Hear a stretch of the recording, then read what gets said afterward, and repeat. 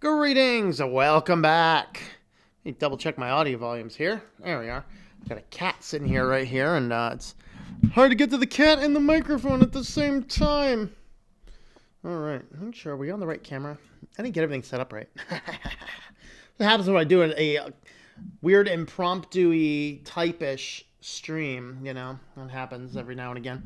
Alright, well, greetings, everybody. Hi, kitty cat. Want to lay down like that? There we go.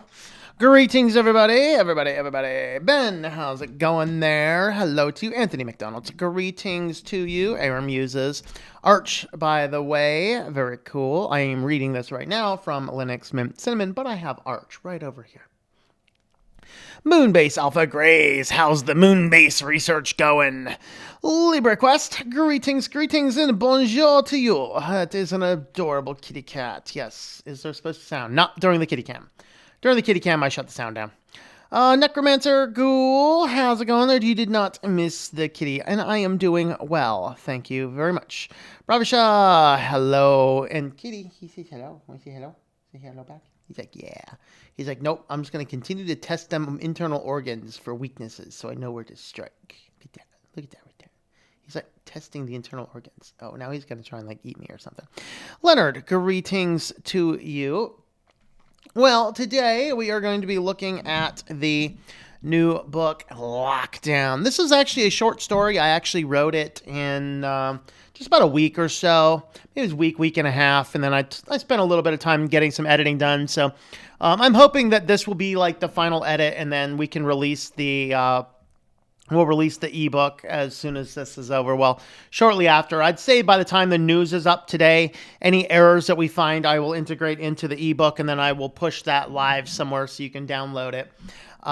So, shall we get into some other quick stuff before we do anything else? Of course, this is kind of a promo short story to introduce my full-length science fiction novel called Synaptergy, which is set to be released on May 12th. I do not think I'm going to get the audiobook done by then. It's like this whole week I've gotten like, I think one chapter in the audiobook done. I got 29 chapters in this thing. I'm like, it's just been such a crazy week. So I'm not sure I'm going to have the audiobook done by then, but the print book and the ebook should be out around May 12th. Audiobook, I'm not exactly sure. But that's coming on down the pipeline. If you want more information on Synaptergy, go to synaptergy.com or tlm.li/s. All right. The live ebook, when it is done, is going to be on, I'll probably put it on the Switch to Linux page as well. It will be available at the publisher website, which is Worldware Press. This is my imprint. This is a science fiction press attached to my publishing company, LLC. So this company specifically does modern dystopia technology-based science fiction. So if you are an author in that area looking for an indie publisher, go ahead and reach out to me and we will go ahead and talk. This is the record website that I finished it. I started and finished the site in less than 12 hours, and I slept for about 8 hours in the middle of that. So, but I did get the site up pretty quick. And you can actually use the contact form over here to reach out. When I have this book ready to go, just click on this guy here, and it will be on a button right down here. Of course, you can find the information on Synaptergy. Clicking on the More Information button, that's going to take us back to the Synaptergy page. You can get updates to the list over here. So this is powered by PHP List. Is what I'm using for that. So it'll be there. I will put it up on Switch to Linux, and if you would like to put it somewhere else, I am making it free to distribute. I was thinking about doing like Amazon, but I can't put it on Amazon for free without putting it in the KDP Select program, and that would require me to not put it anywhere else but there. So I'm not doing that. I could, I think, to put it on like Google and stuff if I wanted to create separate accounts for those. I'm not sure if I'm going to do that or not. I will if I have to. But this book that we're going to be talking about today is called Lockdown, of course, because, hey, we are all locked down right now. And so that's kind of what inspired this book. I was inspired by current events, as that will come off. And like I tend to do with stories, as I like to utilize a lot of reality to ask questions, and that is the purpose of the book. There are 6 parts to this. The whole thing is 19 pages. Hopefully we will get through it all on this live stream. So with that, let's go ahead and jump on over and read Part 1. Of course, this is written in LibreOffice. This is going to be an edit review, so if I find an error or something that I feel like I need to fix, I'm going to stop and correct the error in my notes here, so then those can get pushed out to the ebook when it is ready to go.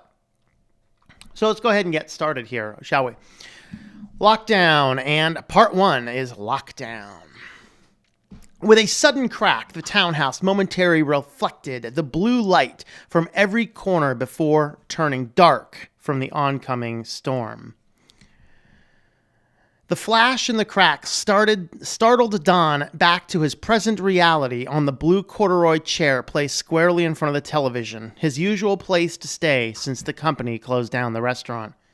Don remained unmarried, turning his attention to his career, not as a mere line cook, as some may precociously assume when the casual American conversation demands to know his occupation. He was, in fact, the general manager of the location, a longtime company employee. He had started in high school as that line cook, but proved himself, seeing the opportunity, taking management courses, paid for by the restaurant, of course, as a fine alternative to college. He did better than most of his peers, anyway. That is, before.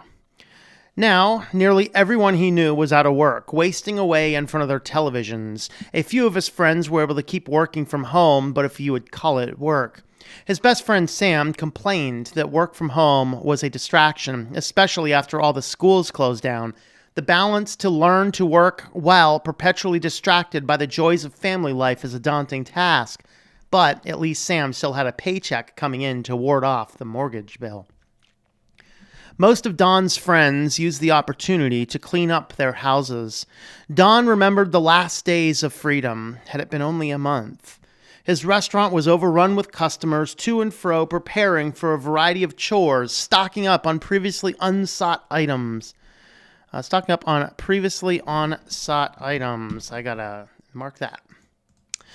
Who really needed that much toilet paper anyway?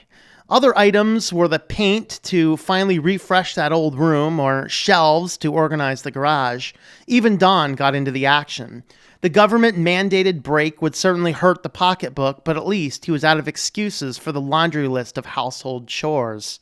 But like all his friends and neighbors, cabin fever set in within about a week after all the projects were completed. Now, he was perched in front of the television with nothing to do. The thunder outside was a welcome change to the regular, dreary clouds. He looked back up, fixing on the television. The reporter had another update. The virus is still spreading. It would appear from the continued spread that people are not maintaining the required social distancing. So the government has now issued a new order. Everyone is to remain indoors unless there is an emergency requiring to leave your house. All essential employees will be given a license to leave their residence. Checkpoints will be established at key positions throughout the state. Do not leave your residence without a license. In the event of an emergency, call your local health department to receive a temporary license number. This new curfew will be in effect starting at 8:00 p.m. tonight. Don reached for the newspaper. More news about the virus spreading across the big cities. A few confirmed cases have been reported in Jefferson County, but they were all confirmed and sent home to recover peacefully there. Still, the paper indicated that Jefferson would be the test county for the new early warning experimental protocol. The authorities opted to use Jefferson because the virus had not yet spread far into the community, including a small city, several country houses, and towns. Lacking interest in the next sitcom rerun, he muted the television to focus on the new early warning system as prepared in the newspaper press release. The Mandrake virus has been spreading across the United States and other countries at an unprecedented rate. The scientists around the globe have been working tirelessly to control the spread of infection. Social distancing appears to be helping in the spread in some cases, but nevertheless, the virus continues to spread. One key measure for control is to determine who has been infected by the virus. Jefferson County is pleased to be selected as the first test of a novel product that hopes to identify infected persons so to better quarantine measures can be taken. The new device is a ring which constantly measures your temperature and other vital signs. The Bluetooth connection to your device will connect with the app and notify you if your vital signals indicate that you are likely to be infected with the Mandrake virus. From the app, you can alert the authorities and they will deliver a home kit to prepare an official test. Each resident's ring will be delivered directly to your house. The National Guard will be... I gotta fix this up here.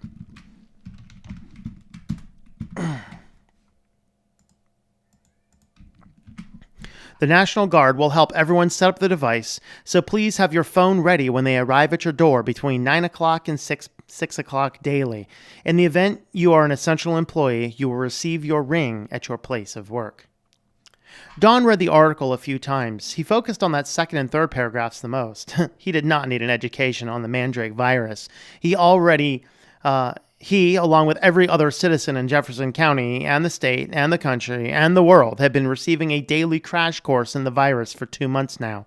It had surpassed education. It was now indoctrination. A new device that always measures vitals. That might be useful information. Perhaps this would not be a bad thing, but Don caught a problem. He did not have a smartphone. He knew for sure that this thing would not connect to an app to his old landline. Yes, Don was not specifically anti-technology, but his formal regular routine placed him at home, at work, or at church, all making a triangle of travel less than a few miles. Not that he never traveled. When he did go on vacation or to visit folks or on short trips just to get out of town, he would just borrow an extra phone from Sam. As simple as Don made his life, Sam's was equally not simple. He worked in technology. He knew about the computers and phones and teleconferencing. He was a techno guru. Perhaps the contrast between their two lifestyles was the reason they remained friends for so long. They could share their experiences with each other, giving one another just a taste of the differences between their worlds. For one day a week, every Friday, they would play cards, shoot the breeze, and laugh the day away. He had not seen Sam in a month since the first lockdown was established. At least phone calls still worked, so he picked up his old cordless telephone and dialed Sam from memory. "Hey, Sam, got a minute?" "Sure, Don," his friend replied. "What's up?" "Well, I've been reading the newspaper here about this new device they want to give out to everyone. Have you seen anything about it?" Just what's in the front page of the local news this morning," Sam said, leaning back in his chair. "Well, it says here that it'll need to connect to a phone app of some kind. What happens if I don't have a phone to connect to?" Sam sighed. "I'm not really sure. I really do not want to put another app on my phone. Actually, company policy, I can't put anything on my phone anyway. The IT department from work needs to approve the applications. I'm worried about this thing, though. Apps can connect to the internet, and I wonder if this app shares data. I would expect it to if this is a test." "Did you see anything about rejecting the test? Isn't there something in the law requiring a consent to take part in a study?" Don asked. Sam had not thought about that before, but his college ethics courses did indeed teach him about human review boards, the application and consent forms, and the rest of the red tape needed for a human trial. "That's a good question," he said inquisitively. Don heard the click-clack of the keyboard as Sam hammered a question into a search engine. Don heard this sound before. He knew Sam was looking for something, so he let the dead air remain for a period of time, knowing his computer file on call was likely reading an article. "I found something here," Sam finally voiced. He started to read. "In light of the global pandemic, the Ring Relief Project, or RRP, was granted emergency status to be deployed across Jefferson County. The project does not require consent because it is a non-invasive device that is worn on the finger. All citizens must comply with the order, with exceptions only will be granted by special permit of the research office." And there's some more here about who to contact for more information and how the device works, Sam concluded. "Is this a little weird to you?" Don asked, still trying to process the whole idea of being part of an experiment for which he did not want to participate. "Yes, it is," Sam echoed back his own concerns. "I specifically wonder how it will work when I can't install their app on my phone." "Or the fact I do not have a phone to install an app on at all," Don replied back. There's that. I guess the best you can do is ask whoever drops this thing off, Sam said, sounding distracted in the last part of the sentence. Sam's office had just been invaded by his two kids, Mike and Alice, playing some type of game of tag. Don heard the muffled laughs to the headset as they expended the pent-up energy on a rainy day. Don heard the laughing yells of, "I got yous," and "No, you didn't." Sorry about that. The kids are taking a break from the assignments. Looks like I need to go do the dad thing for a while. All right, Don said. Great to talk to you. And he hung up the phone. He studied the newspaper again, this time with a brick in the pit of his stomach, unable to shake the malaise of being forced into a county-wide research project without a say.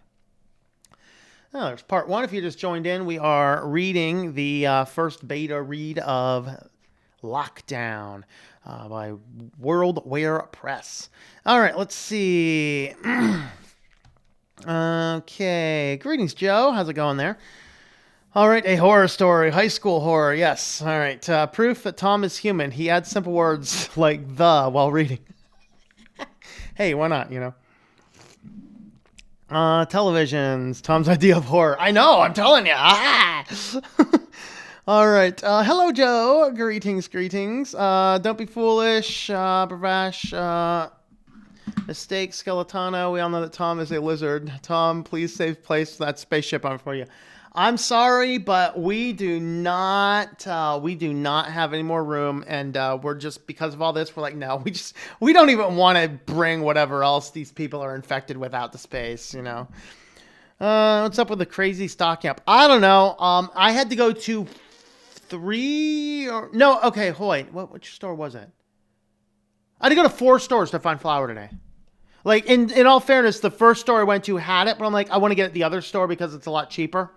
They didn't have it, and then the next store didn't have it, and so I ended up hitting the 4th place. And I did pass by one store because I will not stand in a bread line.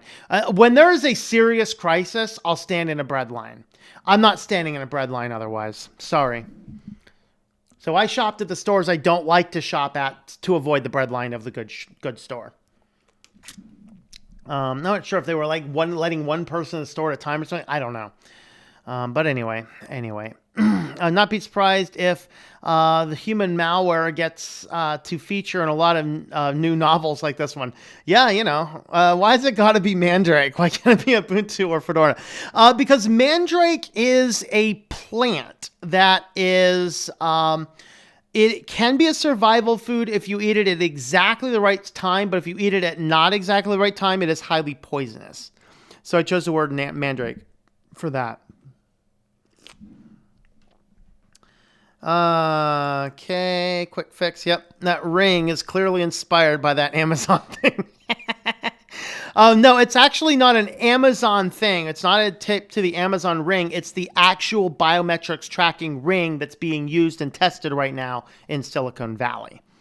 So that's actually based on something true. I'm the one who thinks that Don is inspired by Tom. Okay, so a little bit of breakdown. Don was actually the name of my next door neighbor who died. That was way before the human malware showed up. That was like a year and a half ago, but his house is still empty. So I chose the name Don based on my neighbor. And a lot of the layout of the scenery is based on these townhouses where I'm at right now. Sam is actually more like me, and Don is more like your friend who doesn't know much about computers, who's just otherwise a really good guy. So your main story is a non-computer techie guy, and Sam is the techie support. My BlackBerry, a smartphone. I need to know if it'll work with this amazing new app. Well, you know, check the news tonight at 9, and you'll hear a little bit about that.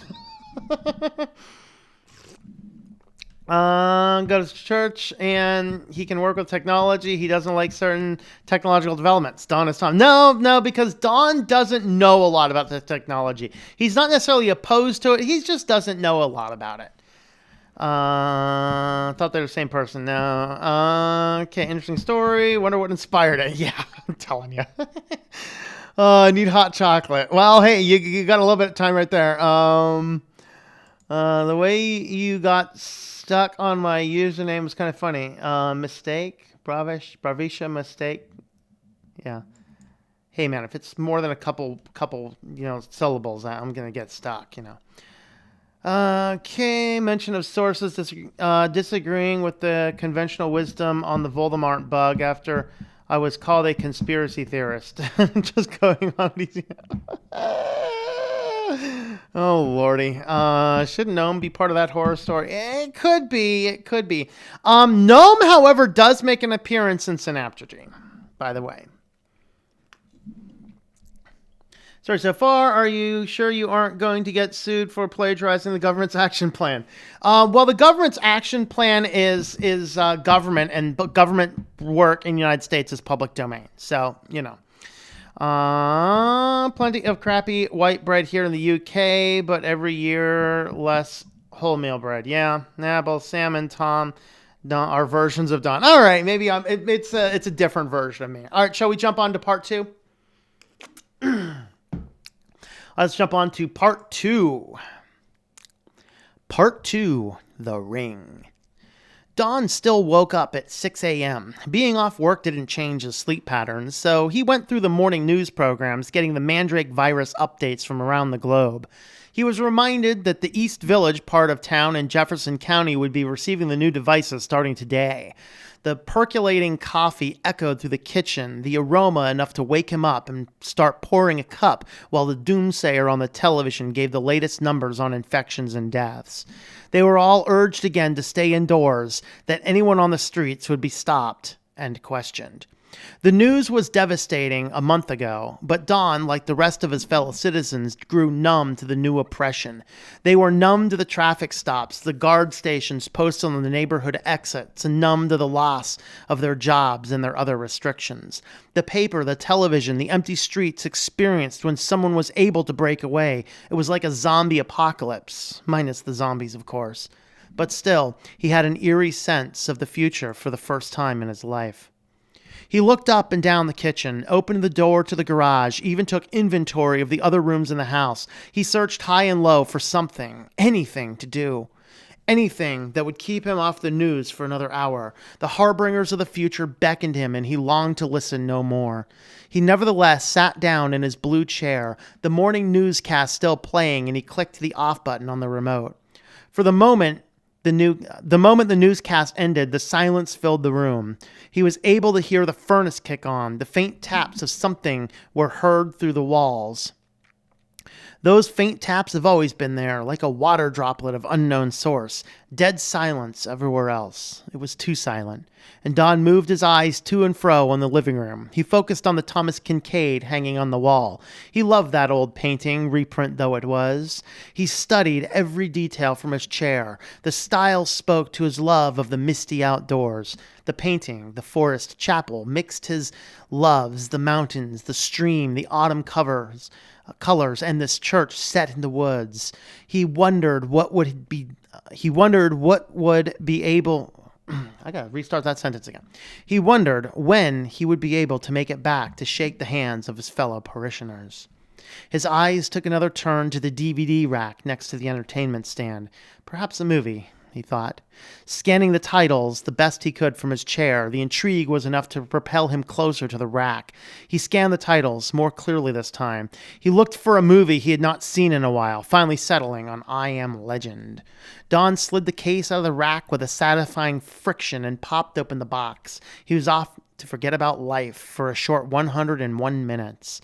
Then he could find out what to do with the rest of the day. Don just filled up his coffee cup and perched once again on the chair, watching the opening scene when a loud knock pierced through the living room, followed abruptly by the doorbell.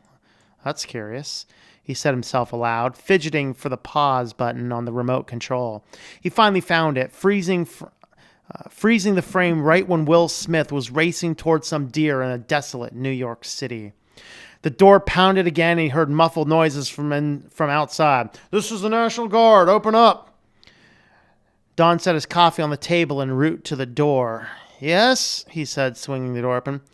"Mr. Donald Nelson." "Yes, sir, that is me." "Our records indicate you live here alone. Is that correct?" "Yes, that is correct." "Is anyone else here?" "No, just me." "We were here to deliver your ring for the research project. I assume you have heard the news that Jefferson County is the new testing ground for the early warning device, researching a stop to the spread of the novel Mandrake virus?" I have heard about that, sir. I do have some questions about the project, though. It is not. It is mandatory unless you have an exception from the research team. I have the forms if you think you qualify for such an exception. Oh, but that's not my question. I read this connects to a phone app.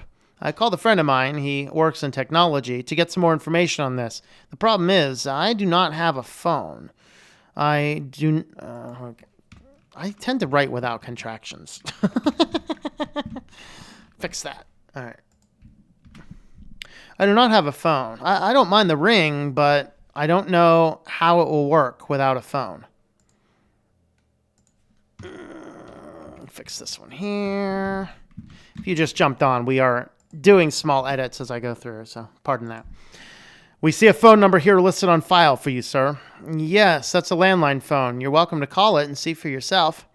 The man at the door looked for something more to say. He was not certain how to proceed. Don was being stared down, being conquered by the one objection that the guard was not trained for, someone who actually did not have a smartphone.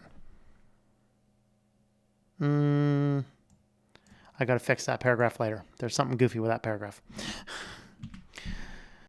Close your door, Mr. Nelson. I'll be right back, the guardsman ordered as he turned back. Don closed the door, but stood by the window as the junior officer and his senior commander were clearly baffled by a man who claimed to not have a cell phone. The junior guard approached the door again. Don opened the door as he approached. The cool air breezed into the door, giving Don a brief refreshment before the guard stepped up on his stoop again. Sir, we will need to ask you to step outside for a bit. We are required to search your house and car to make sure you do not have a cell phone. If you really do have one, you need to let us know now. Don let his anger show in his face for the first time during the exchange. He tempered his words, knowing that if it came to blows, he was outmatched both physically and legally. But after what felt like an eternity, he finally spoke. I do not have a cell phone. I object to a search. You say you have my number. I will bring you the phone. He did not budge from his position, his lips stiffening in total defiance. Step outside, sir, the guard ordered again in a softer tone to defuse the tension in the conversation. We will be quick, and it will be a non-destructive search. I will take you to the sergeant so you can speak with him. Don knew that he was losing the disagreement. Let me grab my jacket, please. Don left the door open and grabbed his jacket from the hook a few feet from the door. He also reached for his keys on the adjacent hook. My car keys, he declared in resignation, suspending a set of keys between his fourth finger and thumb like they themselves were contaminated. Give them to those guys, the guard pointed back to two men dressed head to toe in hazmat suits. They approached Don's house like they were trying to extract some alien or maybe a meth lab out of the basement. One man had a scanner of sorts. As they passed each other, the man with a free hand took the keys and held them tightly. They vanished into his house to do whatever they wanted to do. Don stopped, looking back once they disappeared, and looked forward to the sergeant who was now standing at ease watching them. They are just scanning for cellular signals, son, Sergeant said. That's when Don was brought up to an invisible 6-foot distance between him and the guard leader. He had a chuckle at the arrogance of a 20-something calling his gray-haired head son. I've never bothered to get a cell phone. Most of my life is lived within walking distance if I were inclined to walk, Don said. So how will this work anyway? Well, we need to confirm that you're telling the truth. If you are, we'll issue you a receiver. It's basically a cell phone. Did it again. It's basically a cell phone without a phone application. It'll give you the readouts of your vitals and connect you to emergency services. You need to keep it with you when you make your permitted restocking runs. It will automatically broadcast your permission to us, so you don't need to stop to check in anymore. The guard will usher you through. All clear, Sarge. Another guard broke into the conversation after a sweep of the house and car. He walked close to the two men, addressing Don this time. I left the keys on your table. I hope that's okay. Yes, thank you, Don replied with a hint of irritation. The sergeant reached into the forward command vehicle for a little box. Here is your device. We need to scan it first. I need you to sign these papers. Don grabbed a thick packet, still staring at the sergeant. "And what if I don't sign documents without reading them?" he barked in more defiance. "Go ahead and read them. We have all day." "And when I read them, what if I don't agree with what they say?" Sergeant was now growing impatient for the first time. "Son, we are in a health crisis. You are a citizen of this county. You can sign these papers, or we can take you to jail. It's your choice." Sergeant's eyes grew weary, and his face blossomed into a rosy red. His hand slowly moved in the direction of a sidearm, but he tried not to make it obvious to Don, who was already fixed at his hand's intended target. Again, he was outmatched, and he knew it. His countenance surrendered. "Let me just scan this over," he finally said, softening his tone. The sergeant followed suit and calmed himself, canceling his reach. Nice.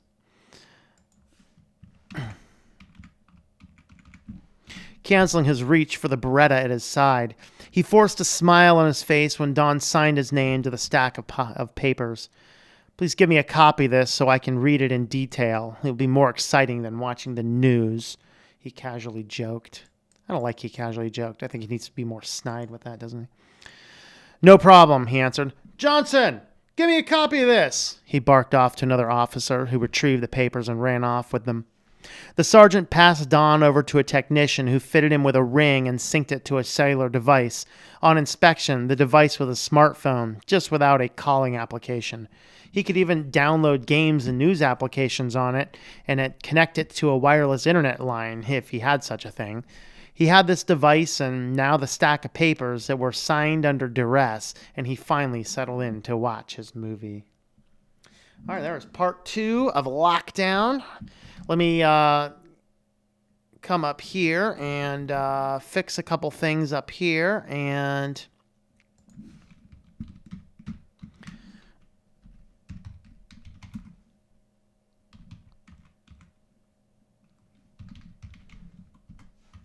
do that. And I want to come up and fix one of these, and we'll be right to the comments again in a second, and then we'll pick up with part 3. If you just joined us, we are reading the new short story Lockdown, which is 6 sections here. We're being stared down. Okay, let's see. So I want to fix this part up here. The man at the door looked for something more to say. He was not certain how to proceed. Don was being stared down while the guard was conquered by the one objection that he was not trained to handle. Someone who actually did not have a smartphone. All right, let's have a look at our comments. Where are we at? Should Gnome be part of that horror story? Hey, it could be, but I mean, we really don't have much computer stuff in this one. Okay. If plagiarizing the government policy was actionable, George Orwell would have been smithereens. I have to leave early. This will be posted on the channel. It should be posted on the channel. If not, I will be talking about this book as well tonight. So, hello, Pseudo Reboot. Good to see you, my friend. How you doing? So, I Am Legend in the cinema. Great movie. Yes. Of course, it's based on a zombie apocalypse that happens when a man-made virus goes through and turns everybody into night seekers. There's a day seekers, night seekers, whatever they're called. Zombies. All right. Say the link somewhere. Just find it again in browser history. Full version is not listed later. I'll probably do the full version. I don't have time to edit it down. So. All right. G not having a smartphone. It's not that weird, right? Well, my brother doesn't have one, which is kind of funny. Maybe there's a little bit of Dawn in my brother, right? Maybe that'll smell phone. Books about me. All right. Very good. I'm a new young adult, and I still share a smartphone with my siblings. Not everyone has a smartphone. I know. But they're starting to assume they do. Look at all this grocery stores now. It's like in Pennsylvania, starting on Monday, they're pretty much saying on the statewide level, you can't go into a store without a mask.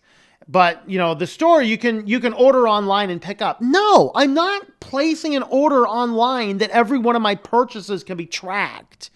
I will proceed to go in with that. And I guess if I have to break down and wear a bandana to go in and get groceries, I guess I'll wear a bandana. You know. Going to Harvard, this corona mess could last until June 2022. No, this is not even going to last until May of 2020.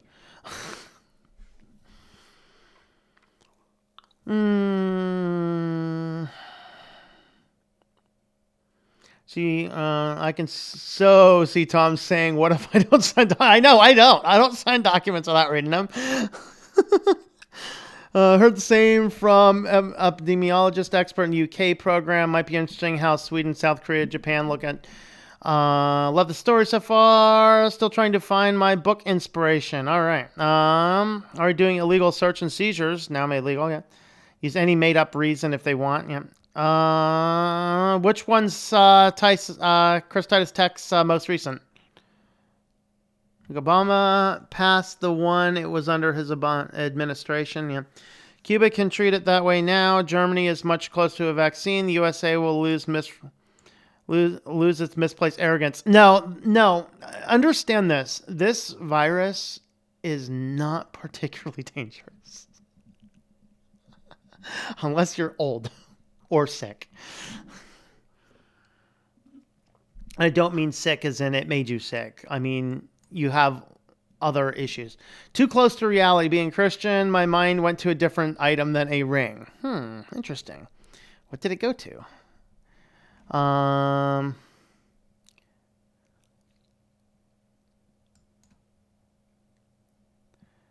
See Christian elements in everything. Yeah. How to get through to your loved ones about this stuff? You don't. It's, you just can't. Hello, Mr. Cairo and the Quantum Alpha over there on Discord, and I think Jalen is over there as well, but I can't read that color purple. All right. It is inevitable at some point people are so bright-eyed and clueless. Yeah. Okay. He's a modified Android VM that connects to a VPN and an alias. That's right. Grant Nielsen, hope you're not too late. Are you long in? We just finished part 2, so you probably came up in the tail end of part 2. My apologies, you missed the beginning part. We are about halfway done with the story. We're on page 9 of 19, and let's go ahead and get started on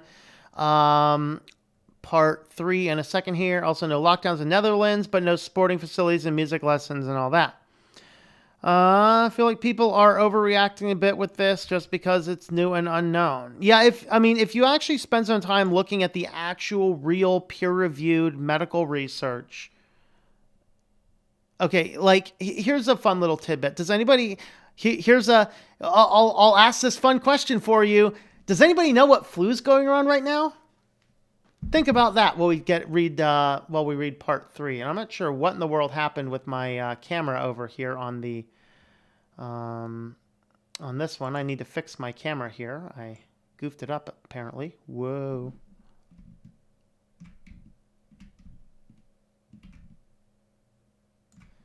My camera got messed up. There we are. All right. Part 3, The Device. The film only numbed Don's mind for 100 minutes, and the rest of the day of nothing stared him down. He examined the papers that he was forced to sign under coercion of the National Guard. It was legalese, a language Don was not trained to understand. He scanned the headings. Typo. He scanned the headings instead. They were all the usual headings found in privacy policies and terms of conditions. Not that Don had ever taken the time to read one. Introduction, changes to these terms, third-party applications.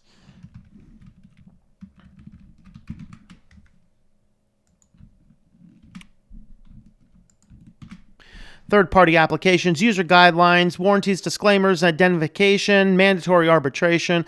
Don flipped to a random section and went bug-eyed, trying to read, let alone comprehend, the small print. The closely spaced capital letters forced his eyes into blurry blocks like he had just woken in the morning. He thought about calling his attorney friend, who helped the restaurant with legal matters. Was it Was this thing even binding when signed under literal gunpoint? Don's emotions whirred within him. He could still hear the muffled orders being barked by the guards on the street. They were enforcing the lockdown, handing out rings and setting up phone call apps for his fellow detainees. Don set the packet of papers down on the stand next to his chair and took the empty coffee cup to the kitchen for a refill. The cup made a loud thud noise when it... I missed my spot. Made a loud thud noise when he set it on the counter, the thud echoing to the corners of the empty kitchen. He approached the window to peek out the blinds. Sure enough, the guards were still working down the street. His own encounter with them this morning was still stirring in his mind. It was the most excitement he ever had in over a month, yet still one he wished did not occur. He reasoned his case would be the most fringe, longer duration, but apparently his neighbors were rebelling in their own isolation. The blind snapped back closed, and Don turned the attention to the coffee pot, still half full of scalding Folger's coffee. The coffee sloshed into his cup, the steam rising, causing a smooth whiff of aroma, melting away his thoughts. He headed again for the chair, and there was nothing left to do in the isolation. He flipped the news back on again and turned the Doomsdayer down to a minimal volume. Grabbing the cell phone device the Guardsman handed him, he opened up the Mandrake monitoring app. The device had only that single application sitting alone in the upper left-hand corner on the device with the dark green background photo sloppily topped with red letters. This device is the property of the United States National Guard. The Mandrake monitoring app was clearly assembled in haste. Aesthetic balance and design were callously absent from the screen, which appeared to display real-time reading of Don's heart rate and body temperature. The readout on the top showed 98.2, clearly his body temperature. A little blinking heart icon showed 67, 65, 68, 65. The number fluctuated with holding his breath and standing up and sitting down. It became a momentary distraction to see how long or how high he could tease the number. Then, like a kid with a new toy, when the momentary high of acquisition fades, he set the phone down again and turned up the television. More infections are blazing across the country. Hospitals are overwhelmed with patients and doctors are running low on supplies, the news reporter announced. Don stared at the screen for a moment. The scenes on the display right now looked like the reports he saw last week on a different news channel. In fact, he was sure of it. He focused on a sign posted on the equipment, realizing at once the error. The sign was posting a warning of a message of some kind, but he could not recognize the language. At once he knew the news report was recycling footage from a different hospital, not the regional hospital as the newscast claimed it was. Don grew irritated with the report, as if they were intentionally stirring up emotions. He reached for the remote and fumbled with the buttons for the off switch. He looked back down at the ring on his finger that he was compelled to wear by the soldiers on his street.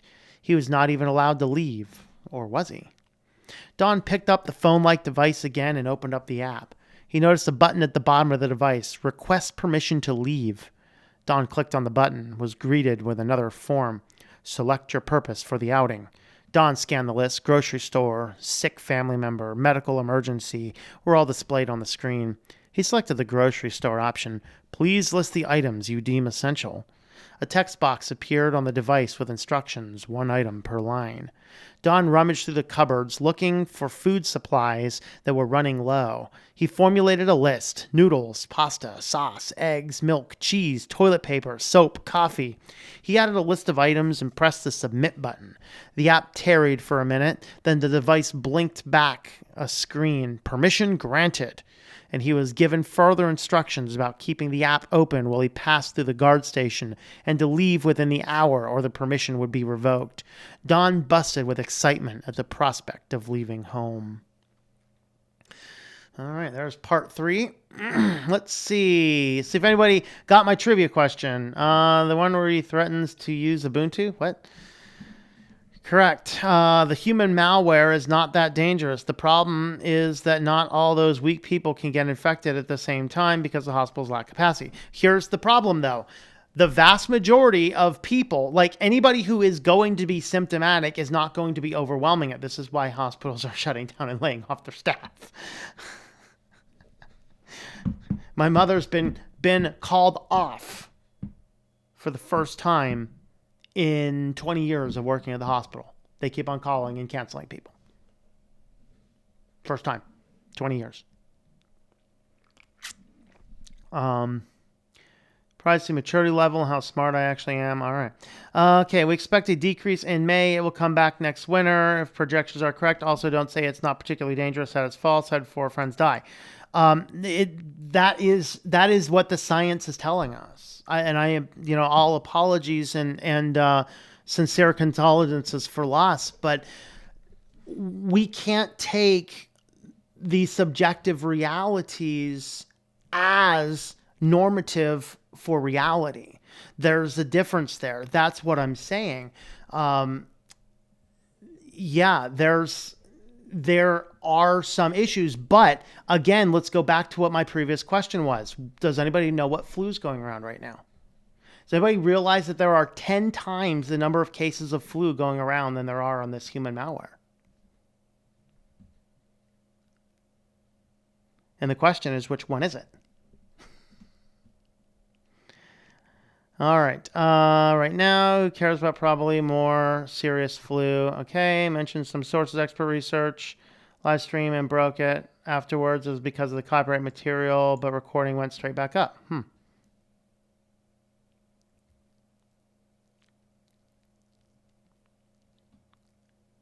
All right. So the flu that's going around right now is H1N1. And we are in the worst flu season than we had in the 2008-2009 season epidemic that was called the most dangerous flu season. They were saying that was still going to be the one that goes around and kills us all. We have more complications from that same strain of flu this season than we did even back then. That's what it is. It's the H1N1 swine flu. That's the one that's going around. Nobody's talking about it. That was the thing, was shutting down schools and a lot of things a decade ago. By the way, the symptoms are very similar. There was a massive wave in January in the United States of people who had flu-like symptoms but tested negative for the flu, and it caused some baffling among the medical researchers at the time. They didn't know what it is. Now the reports are coming out saying 30 to 50% of the population is already immune to the current human malware because we've already had it. Because 80% of the population is completely asymptomatic. 15% are sick enough to talk to a doctor. 5% are sick enough to go to a hospital. That's what the science says. All right. Non-blower politicians are saving their heinies for population. There's not that much more.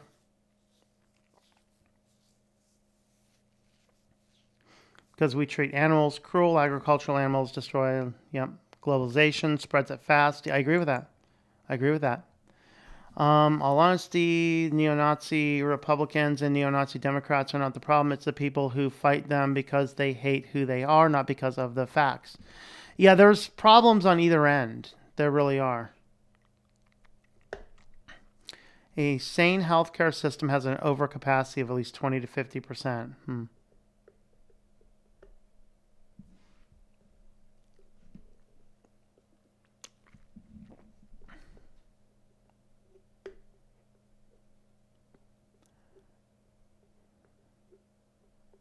Unsure, however, their ideas are awful and stupid. Let's see. The receiver sounds sort of like Demcon G6. I've not seen that receiver. Not sure what that is. Power supply, for example, ignoring nuclear energy. German economy's been doing well for a long time. Technologically, the Germany leads the world. They lead green power, yeah. Nuclear energy is the absolute option for green energy. Yeah, I agree. Like there's definitely some downsides to nuclear and there's some hazards to be considered. But if you want green energy, nuclear is the best. Like, I mean, I talk every now and again, I got the solar panels and stuff. Solar panels are not green energy. It takes years of using a solar panel before you get a break even on the carbon footprint of creating one. Solar is good for off-gridding. That's what it is. And that's what my experiments are about, is off-gridding more than anything. For starters, wondering why everyone was paying more attention to it instead of the flu. I'd heard that the flu was a lot worse, but wasn't sure. Yeah, so just go look at the CDC's website right now for the current flu statistics. It'll blow your mind. Completely blow your mind. All right, let's jump into part 4, freedom.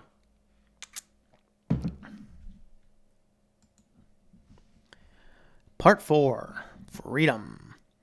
Don wrote down his grocery list onto a sheet of paper and left it lay on the kitchen counter. He prepared himself for the big event with the same detail he had prepared for his senior prom. He hastily showered and shaved and put on his best fresh jeans with a polo shirt. He priskly coated his face with aftershave. Don felt as if the freely coming and going prior to the lockdown was taken for granted. Gotta fix that for consistency through the rest of the book. Even a trip to the grocery store was an event that stirred excitement. Once his grooming was perfected, he grabbed his shopping list, keys, and wallet and headed for his car, device in hand. The car door opened with the 4 usual bleeps, then the car was quiet. Don cranked the engine over, roaring it to a start. He waited just a moment while the revolution stabilized, still high from his momentary freedom. Don pressed the brake pedal and pushed down the e-brake before instinctively gearing the car for a reverse. With a jerk, the car shifted into the gear and he was backing out of his space. Don pulled out of the designated parking spot for his line of townhouses and headed for the main road to the store. A guardsman waved him to stop. We see you have permission to leave. This is just a reminder you only have a single outing this week and time is limited. We will be setting a 2-hour limit. Your app will show you the time remaining. Head directly to the store and directly home. The guard repeated his required line with the enthusiasm of a postal worker asking if your package had anything liquid, fragile, hazardous, or potentially dangerous. He would have repeated the line 100 times per day if more people were able to leave for simple outings. The guard was secretly praying for a change in position. Still, Don, in his understanding, turned right onto the main empty road and cranked the radio up to receive maximum enjoyment for his outing. He thought about the best way to drive to the store. The shortest route was usual. The shortest route was usual and the most prudent. But today he wanted to take a brief detour. The newscaster kept repeating how hospitals were full of people, how the virus was spreading around the whole world. He wanted to take a casual drive by the regional hospital. His mind worked out a story to tell if he were stopped, and it could have been illegal to make such a detour. But his mind raced with conflict, induced by the reflection of the day's similar mind-numbing newscast. He worked out his route and jumped onto the highway to bypass town. Then he would take the exit just prior to the store, just to take the back road, he told himself. He was struck by the empty roads. The route he took so many times was empty. It was just like a zombie apocalypse, he said aloud to himself, checking the mirror for any signs of other cars on the road. Occasionally, a car passed by on the opposite side of the highway, but it was nothing like he had ever seen before. Well, except maybe on Christmas. Don took the extended exit that passed by the hospital before feeding into a side road that led to the back entrance of the local grocer. He slowed down, glancing to the left, his eyes fixated on the nearby empty parking lot. He looked up just in time to see the light turn red. His brakes squealed and the car came to a stop just after the line. He could have run the light. No other cars would have witnessed the event, and no traffic would have been in conflict. Still, he took the time to look at the hospital parking lot again. It's empty, he said to himself. He threw on the left turn signal and made a last-minute detour to the hospital. The car hummed down the long entranceway to the lot, and he made the left-hand turn towards the emergency exit. It, too, was empty, save for one person sitting in the waiting room. A solitary car took the nearest spot to the door, and the lot was otherwise empty. He sped past the lot to the employee lots, and even there, many fewer cars were on the lot than any other day he'd ever stopped by, which was quite frequently since he volunteered to visit hospice patients for church. It was clear the hospital was down to its skeleton crew and not overrun with patients. Don pointed his car back to the exit, fiddling for the radio, looking for a newscast. He became glued to the next report. Today begins the rollout of the new Ring Relief Project that promises to provide an early warning for possible infections with the novel Mandrake virus. Residents are reminded of the importance of participating in the study. We are asking everyone to stay indoors. The hospitals are already burdened, so please seek only medical attention if it is absolutely necessary. Once the project is rolled out, you can request to leave permission to restock essential items only once per week. Please use your time wisely and report any delays inside your app. Thank you. Hospitals are burdened, huh? Don said, making his left turn back onto the main street. He sped on down the street towards a side road, but did not quite make it when the police car flashed its lights, signaling an order to stop. Don's heart rate shot up, and the adrenaline made him sweat as he stopped the car on the side of the road. He sat for an eternity while the officer took his good old time exiting his patrol car. As the officer approached, Don placed his hands on the steering wheel perfectly at 10 and 2, placing both hands within view of the officer. "Where are you heading to, sir?" the officer grimaced. "To the grocery store." "Why were you in the hospital lot, then?" Don had already put thought into this question. "I was taking a different route than I usually do and forgot which road it was. I pulled there for a second to get my bearings." "Do you have permission to be out?" "Yes, officer." Don started. He grabbed the phone-like device and opened the app, handing it to the policeman. The officer took the device with his gloved hands and examined the screen, noting the timer. His facial expressions melted from the initial rude countenance to a softer, gentler tone.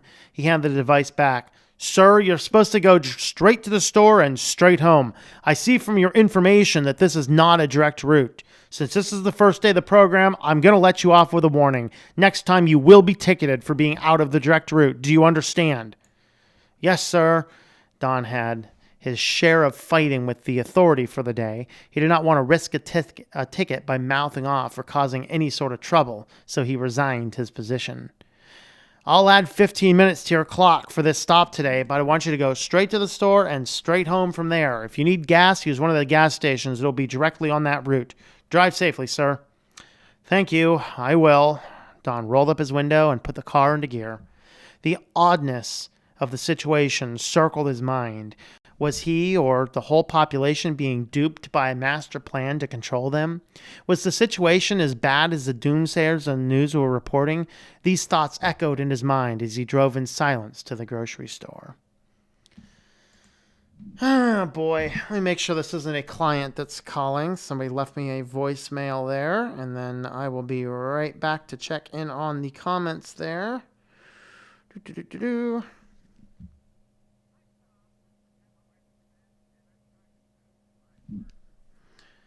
All right.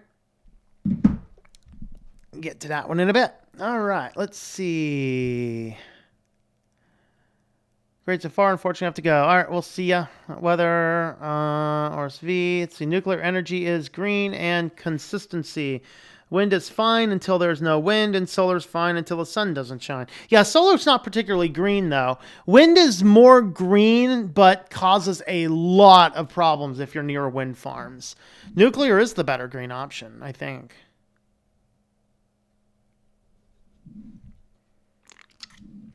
No lack of wind, just lack of magnetic materials for the windmills. All right. Miserable in this heat. Dude, it's snowing at my house. Can't store the waste. That's the big problem with it, yes.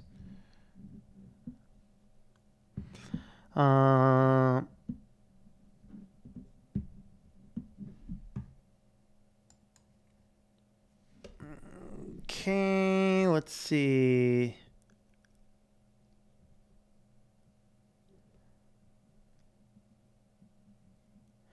Well, no, those are like half-lives though. So it takes thousands of years for radioactivity to decay completely.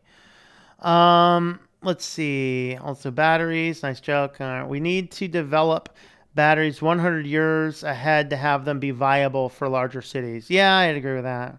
Definitely better battery systems in place.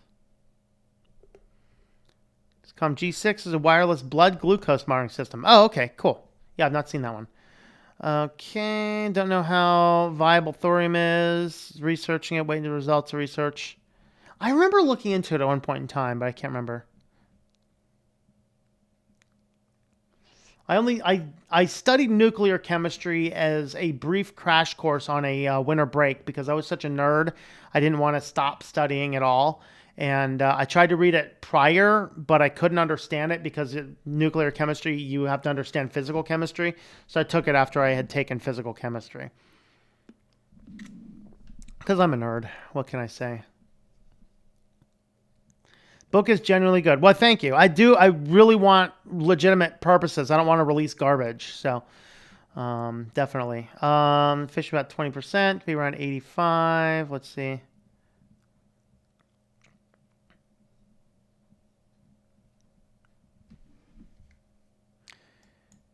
I'm against the huge wind farms, but yeah, the big wind farms are really problematic.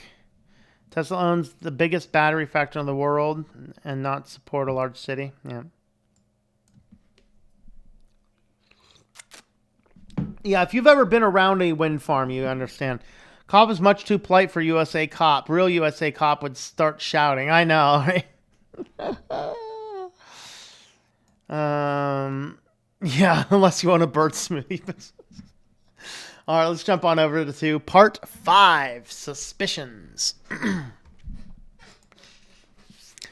Part 5, Suspicions. Don pulled into his street with 3 minutes left on the app timer. He did not rush in the way they wanted him to. He was a child. He was like a child trotting along without a care or a curfew. 2 hours and 15 minutes was granted, and he was not willing to give any of it back. The guard waved him to stop. "Do you live in this neighborhood?" he coldly asked. "Yes, sir. I'm just returning from leave." The guard looked at an electronic device in his hand. "Oh, I see. You took a few seconds to register. Thanks for being back in time, sir. I'll grant you another leave in 5 days instead of 7 for being on time." The guardsman fiddled with his touchscreen, inducing a sudden beep. "Okay, you're all set. Proceed directly home, please." Don accelerated past him and turned the car into his townhouse parking lot. He clicked up the parking brake and took his time gathering the groceries. He casually strolled inside and breathed a resigned sigh of discomfort. He was back under house arrest. His crime? Living in Jefferson County. The bags crinkled to a rest on the counter, and he shuffled through them, organizing the various food items into the cupboards.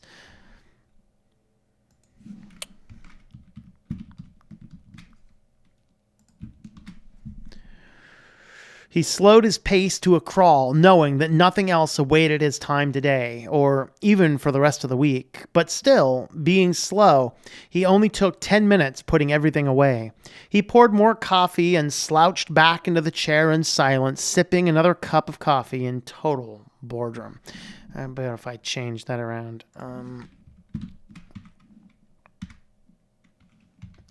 Sipping his cup in total boredom. I like that better. Don picked up the phone from beside the chair and dialed Sam again. "Hey, what's up?" I gotta get Sam's voice right. It's been a while since Sam's been on. "Hey, what's up?" Sam said over the phone. "I got the ring today. I went out into the world to buy some groceries," he said with a bored tone was detectable in his voice. "Did you get your questions answered about not having a phone?" he asked. "I did. The troops searched my house to make sure I wasn't lying. Then they gave me a phone-like device to carry with me. I think it's a phone, just without any way to make calls." "Is it true that it always shows your heart rate and temperature?" Sam was intrigued by the new technology. "Not on the screen all the time, but when I open up the program, it tells me all that. It has, let's see." Don shifted the phone in his hand to receive the cellular device from his right pocket. With one hand, he opened up the app and looked at the screen. He continued, "It has temperature and heart rate and blood pressure. There are also buttons at the bottom to request leave and another for emergency services." "Interesting. I'll bet all that data is being sent back to the people who are running the study. Like it or not, we have given up our rights. They are tracking our health data, and there's nothing we can do about it. What do you mean, Sam? Don asked. Sam's voice jumped an octave, signaling to Don a deep passion in the topic that they stumbled on. These apps, particularly those on cellular devices, collect all this data and send it back to a server run by the creator of the service. They can see everything, your heart rate, even when it changes if the system is set up just right. Don interrupted. Aren't they just using this to see how the infection spreads? They don't really know who I am, do they? Well, he continued, anonymized data, which they are claiming, means it doesn't have your specific name attached to it. Still didn't fix that, right? I'll fix it later, though. Doesn't have your specific name attached to it in their database. But such data is usually pretty easy to figure out who's who. For instance, they may not know your name in the database, but I'll bet when they set up the device, they knew who has that specific one.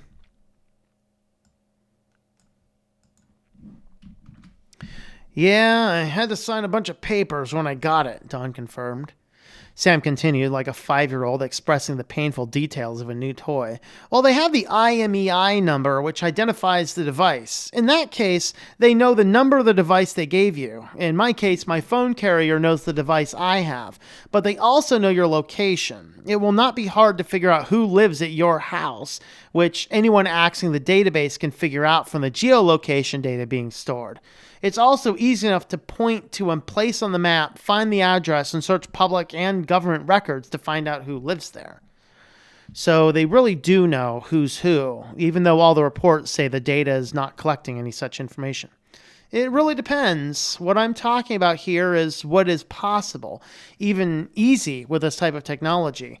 What are they actually collecting? My guess is all that, but we can't know for sure without seeing the database, and I'll bet that is not public information. Don allowed the conversation to go quiet for an uncomfortable amount of time as he processed everything Sam was telling him. He finally found his words. So, how bad is this new tech from a technology standpoint, Sam? My guess, pretty bad. The project could easily let every law enforcement and researcher know exactly who is where with real-time data, and the fact it can't be rejected is the worst of all. We've given up our rights and our privacy. We will have to wonder if we will ever get either of them back. Don was suddenly startled by a pounding on the door. Someone's knocking on the door, Sam. Can you hold on? Sure, he said. Don approached the door, setting the phone on the shelf above his keys. Who is it? He called back. The muffled man yelled back, National Guard, open up! Don spun the deadbolt around and turned the knob. Yes? Don Nelson, the guardsman barked. Yes? You need to come with me.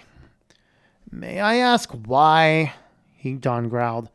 Everything will be made clear, sir, but for now we'll require you to take you to a quarantine tent. The guard was abrupt, but not rude. Why? He insisted again. Sir, you will come willingly or by force. Which will it be? A second guard slowly raised a rifle as a hunter not wanting to make any sudden moves upon spotting his quarry. Don observed the subtle action and shook his head in anger. He spoke a little more loudly, conscious of Sam on the phone within earshot. Tell that fool to lower his gun and I will come peacefully.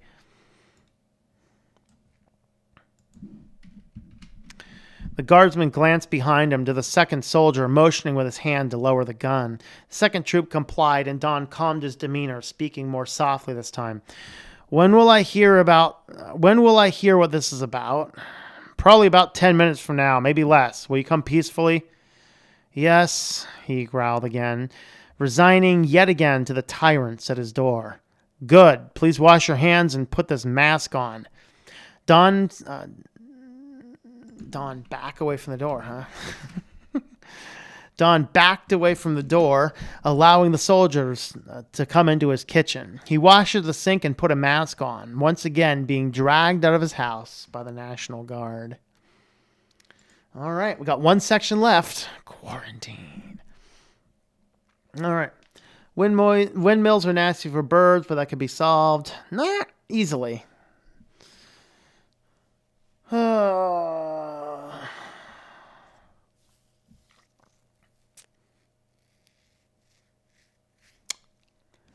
Cops are cool in New York City, but the people are crazy. Yeah, it really depends on where you are. I find the police in my town here to be a little nicer. When's the last time I actually had an encounter with one, though? A while ago. I was funny because I bought, like, when I first moved back to Pennsylvania, the day I got here, my car blew up. It's like, it traveled across the country. It's like, dude, you've driven me across the country like 8 times this year. I'm done. And it stopped working. So I bought another car here, but I still had my residence was still technically in the West. So I go out there, and in that state, your temporary license didn't go on your license plate frame. It went in your back window per state protocol. So I had my thing in the back window, but I had to go crisscross the country. I think I was in like 25 states with that thing in the back window. I think I got pulled over like 8 times within the 2 months while I was waiting for the permanent license plates. The cops down in Colorado were ultimately the nicest. I've actually been pulled over twice in Colorado, which is funny because I haven't been through there twice. I've never been ticketed or anything. It's like one time I guess I had a license plate light bulb was out. And the second time was probably that plate. Nobody told me it was that plate except for the state college policeman. He's like, no, I need to check as to what's up with that. Everyone else kind of used that as an excuse, I think. Put me off police, to be honest with you. You know it's like being pulled over like 8 times in 2 months? You start to not like police. Yeah, it really depends. Some of them are kind of jerks. Some of them are not.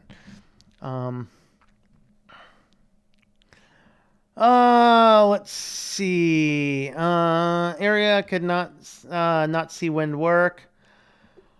An old lady didn't wear a mask at the bank, and the guy behind her got irate, and the teller followed her around spraying Lysol.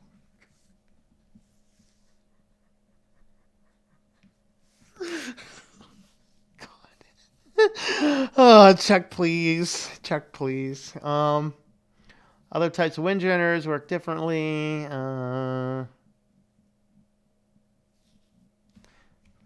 England and France, they are under house arrest. Yeah, pretty much England and France. You've got no rights over there right now.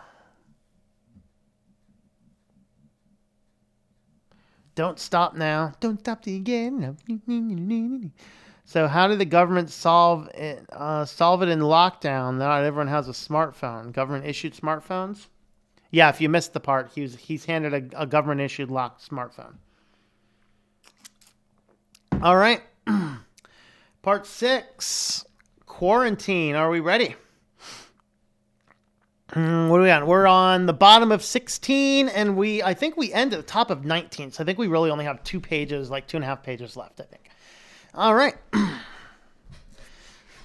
Part 6, quarantine. Don was led to an army truck that was waiting for him. The usual tan and green paint, distinctive in the all too common military vehicles seen around town, covered the exposed metal of the truck, but the top half of the vehicle had been converted into a cruel greenhouse. Opaque green plastic wrapped tightly around a flimsy support structure. Straight ahead of him, another soldier in full suit was holding a plastic flap with one hand and reaching out to Don with the other. The man pulled Don up to the truck with him. "Thank you for cooperating, Mr. Nelson," the man said. "Let's get you suited up, then we'll answer all your questions."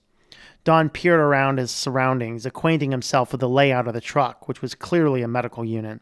A solitary medical bed was bolted to the floor, and the straps dangling down onto the floor. Too many floors in that sentence. A bench was on the far end of the truck, with a bored soldier leaning against a post, grasping an assault rifle like it was an obligation. Various screens for medical equipment were blank. "There's a headset there," the man in the suit yelled through his helmet. "And a suit. Put it all on so we can talk more comfortably." Don looked in the direction he was pointing to see a suit hanging up and a headset sitting there on a chair. Don picked up the headset, turning it over a few times, becoming acquainted with the various switches and knobs. He put the head on. Headset on. There you go. Put the headset on and plugged the cable into the port and turned on the transceiver. "Testing. Can you hear me?" "Yes," the man answered. Don nodded in understanding and stepped into the containment suit. The man inspected that everything was properly sealed and pointed to the chair while he himself rolled up another chair to sit face to face. Sorry for the precaution, Mr. Nelson. My name is Dr. Douglas Schmidt. That's right. I did it. Fine, Dr. Schmidt. Can you tell me why I'm here? Don barked. Absolutely. You were pulled over today while you were out, weren't you? That is correct, Don said. Well, the police officer who pulled you over is wearing the same ring you are. Shortly after the encounter, his sensors started going off, indicating that he probably has the Mandrake virus. He has been placed in quarantine for further testing. Since you are one of the people who interacted with him, it is necessary to take the same precautions with you. So, how did you know I was pulled over anyway? Don asked. The device, in your case his phone, in his case, signaled that the two of you came into contact. This is a method we have called contact tracing. We let the software make the connections, and if there's a possible spread of the virus, our team is dispatched to proactively quarantine everybody. So it's not enough that I have to stay inside? Why do I need to be pulled out of my house? Mr. Nelson, these are unprecedented times. We need to do everything we can to stop the spread of this virus. What about my rights? We still have a constitution, don't we? Mr. Nelson, we are trying to save the world from a pandemic. The best chance we have is to isolate the virus early on. This is what our test is about, the doctor said, trying to be comforting, but Don was not as easily appeased. Dr. Schmidt, today I've been pulled out of my house twice by the National Guard and stopped unjustly by a police officer for the crime of driving to the grocery store while on government-allowed leave. Now you're telling me that if that stupid police officer had not pulled me over, we would not even be here? Don was furious, and he did not even attempt to hold back his anger. The bored guardsmen on the other end of the truck appeared to snap to attention, and Don realized he could also hear what was being said through the headset. His fingers rested more precisely on his rifle, and the sudden motion drawing Don's attention. Oh, and I will have another gun pointed at me today, he yelled even louder, pointing cruelly to the guard, who was now snapped to attention with a firearm held secure. Dr. Schmidt turned to see the soldier now standing with his rifle half raised. John, can you leave us alone, please? The doctor asked in a calm voice. No, sir, you are not my commanding officer, the soldier said sternly. Fine, you can stay, but can you sit back down? The doctor pleaded. John stood for a moment, looking between the two of them, now all standing. He slowly backed up and sat back on the bench, though he kept more rigid posture this time, keeping a keen eye on Don with his gun at the ready. Sorry, Don. Yes, this is unfortunate. The doctor took his own seat back, leaving Don uncomfortably being the last man standing. But you can understand we're just trying to keep everyone safe. Safe from what? Don growled. The only thing making me feel unsafe is all these guys with guns dragging me out of my house. Can you cooperate for another 3 weeks? 3 weeks of what? Don insisted. 3 weeks of testing, 3 weeks of quarantine, at least long enough to know that you can't pass this on to anyone else, the doctor again pleaded. And if I refuse? Don's rebellious side was getting the better of him. He had been past his breaking point. Then we keep you longer, Dr. Schmidt said, staring into his eyes, and we will add some criminal charges for interfering. Don agreed to the 3 weeks of mandatory quarantine. He was isolated and tested for 3 weeks and never showed signs of illness. And the government papers he was forced to sign prevented him from ever telling anyone about his case. All right. Are my comments still working? Because I'm not seeing any chat rate at this point. So let's double check everything's working there. So what are our thoughts on that final ending? A little bit unusual, I know. And we got a kitty. Okay. Let me double check if comments are actually still working, because I'm not seeing any comments at all in that last part, and that is unusual. Interesting. Did everybody vanish? There we go. Meow. All right. We are still here. Very good. We are still here. All right. So what are everybody's thoughts on that final part? Is that a good enough, the quick, brief, abrupt ending? Is that good enough, or do we need to build a little bit more into that? Let's see. No one's over on Discord either. So we'll give that a few minutes here. Should we, we'll go ahead and feed the kitty real quick. And then once we get a little bit still working, just listen. All right. Sounds good. It works. All right. Very good. All right. Let's go ahead and feed the cutter. Feed the cutter. All right.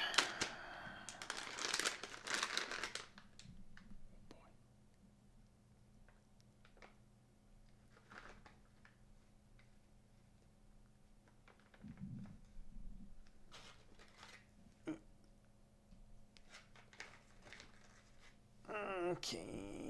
There you go. You got news tonight, kitty. Okay, so John thinks it's good. It works. All right. So I guess we'll stick with... Oh, boy. Houston, we got a double catter. Houston, we got a double catter.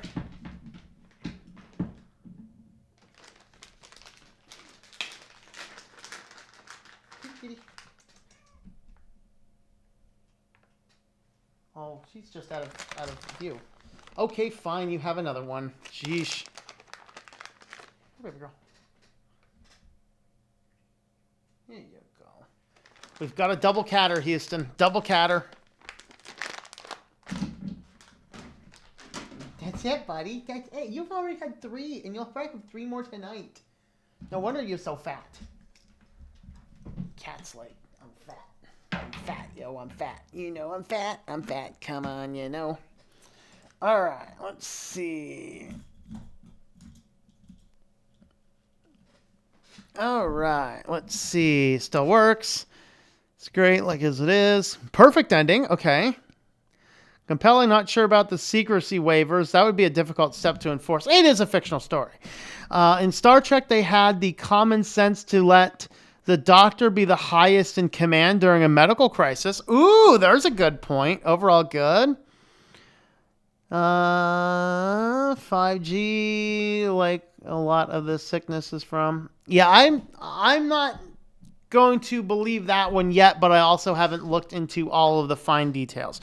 From what I understand, the 5G signals can. Here's what I would say the connection could be. The 5G signals can interfere with it can weaken the body's ability to bind oxygen.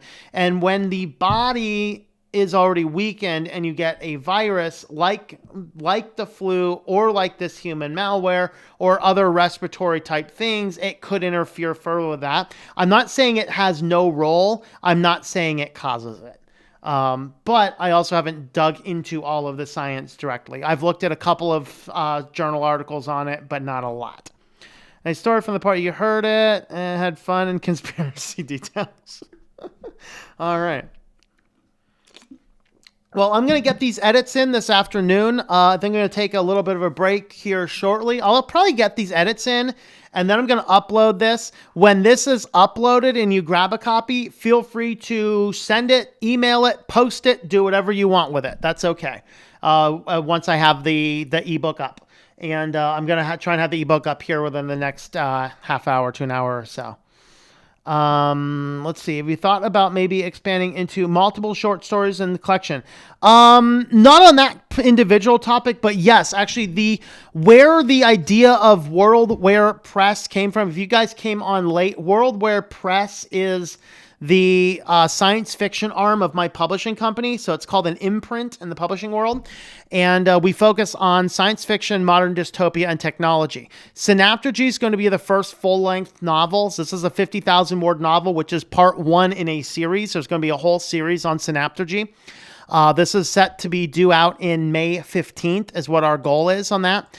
Lockdown, this is actually going to be a free story. It's mostly a promotional story. So, but the original ideas I had when I was hashing out the idea of this with a friend is we were actually going to write books that were collections of short stories, kind of like Isaac Asimov did, where like I, Robot is actually a series of short stories he wrote, and later in his life, he compiled them all together and then put together the story arc that made them all a single story. Okay.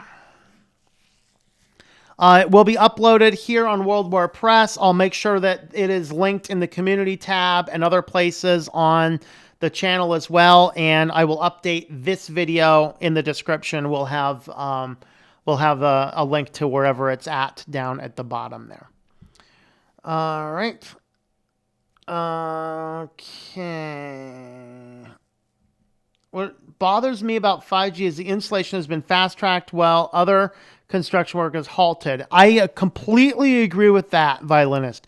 I think that the problem with 5G is that it was fast-tracked before actual science is done. Because it's very easy, the way a conspiracy theory works, it's very easy for them to say, there's no evidence of this. Of course there's no evidence. There's no study on it.